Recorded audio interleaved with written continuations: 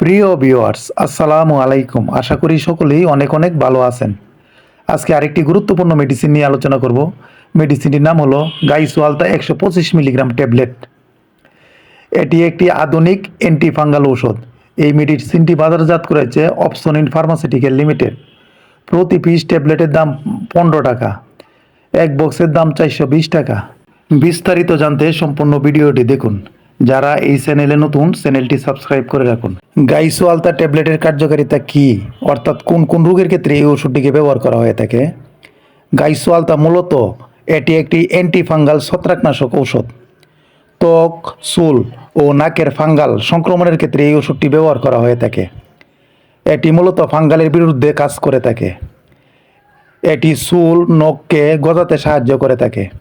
যাদের শরীরে অ্যালার্জিজনিত চুলকানি, রানের সিপাই সাপাই চুলকানি, পুরুষ ও মহিলাদের গোপনাঙ্গের চুলকানি, কানের যে কোনো ধরনের চুলকানি, ত্বকের চুলকানি, ইনফেকশনের জন্য যে কোনো ধরনের চুলকানি, ব্যাকটেরিয়াল ইনফেকশন, চামড়ার ইনফেকশনের জন্য খুবই কার্যকারী ভূমিকা পালন করে থাকে এই ওষুধটি।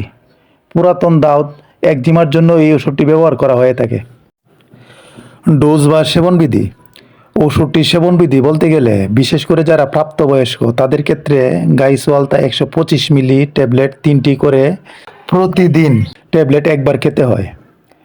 এই ওষুধটি 1 মাস সেবন করতে হয়। রোগের তীব্রতা অনুযায়ী ডোজ পরিবর্তন হতে পারে।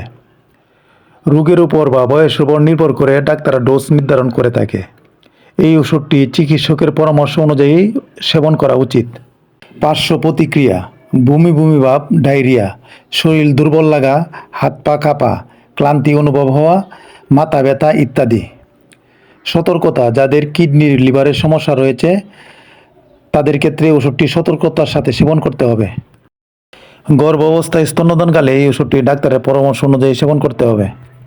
আজ এ পর্যন্তই। ওষুধের নতুন নতুন ভিডিও পেতে চ্যানেলটি সাবস্ক্রাইব করে রাখুন। আসসালামু আলাইকুম। সকলকে ধন্যবাদ।